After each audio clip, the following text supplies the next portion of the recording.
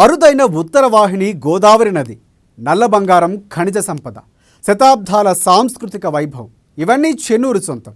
రాజకీయ పరిణతి, విలక్షణ తీర్పు ఎక్కడి ఓటర్ల నైజం. స్వాతంత్ర కాలం నుంచి దశాబ్దాల పాటు కాంగ్రెస్కు, అటు తరువాత టీడీపీకి, ప్రస్తుతం బీఆర్ఎస్కు కంచుకోట చెన్నూరు నియోజకవర్గం. ఉద్యమ కాలం నుంచి నేటి వరకు టీఆర్ఎస్ను ఇక్కడ ప్రజలందరూ ఆదరిస్తూ వస్తున్నప్పటికీ ప్రస్తుతం పరిస్థితిలో మార్పు కనిపిస్తోంది.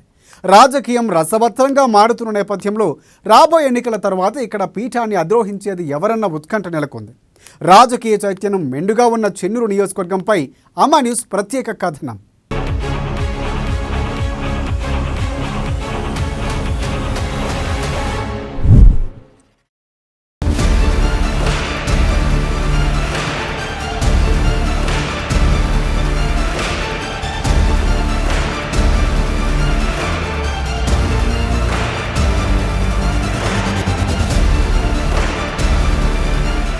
చెన్నూరు నియోజకవర్గంలో రాబోయే ఎన్నికలకు పొలిటికల్ పార్టీలు పావులు కదుపుతున్నాయి.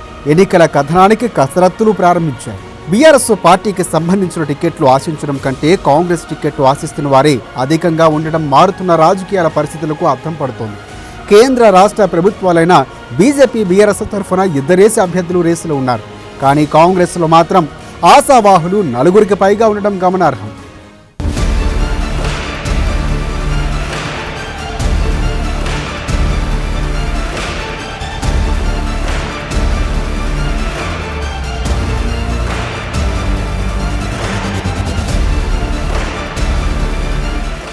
చెన్నూరు నుంచి బీఆర్ఎస్ టికెట్లను ఎమ్మెల్యే బాల్కసుమన్కు కేటాయించారు. అయితే ఈసారి బాల్కసుమన్కు కాకుండా మాజీ ఎమ్మెల్యే నల్లాల ఓదెలకు కేటాయించారని అభ్యర్థించిన బీఆర్ఎస్ పార్టీ అధిష్టానం పట్టించుకోలేదు.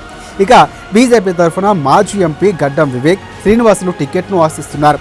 కాంగ్రెస్ టికెట్ రేసులో డాక్టర్ రాజా రమేష్, రామిళ్ల రాధిక, దుర్గం నరేష్, దాసరపు శ్రీనివాసులతో పాటు మరికొందరు కూడా టికెట్ను ఆశిస్తున్నారు.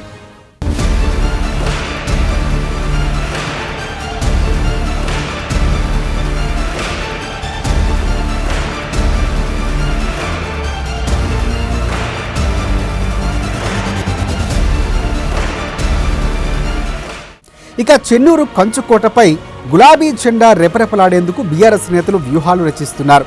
మరోవైపు పట్టు కోల్పోయిన దగ్గరే పక్కా ప్రణాళికతో పట్టు సాధించేందుకు కాంగ్రెస్ పోరాటం చేస్తోంది. బీఆర్ఎస్ ప్రస్తుత అభ్యర్థి బాల్కసుమన్పై అక్కడక్కడ అసంతృప్తి గళాలు వినిపిస్తున్నాయి.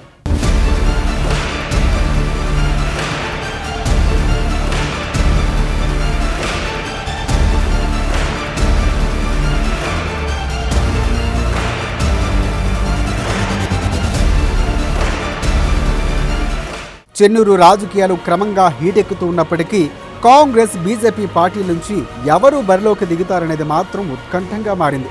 టికెట్ కేటాయించిన తర్వాత రాజకీయాల పరిస్థితి ఏ విధంగా ఉంటుందనేది ప్రస్తుతం ఆసక్తికరంగా మారింది.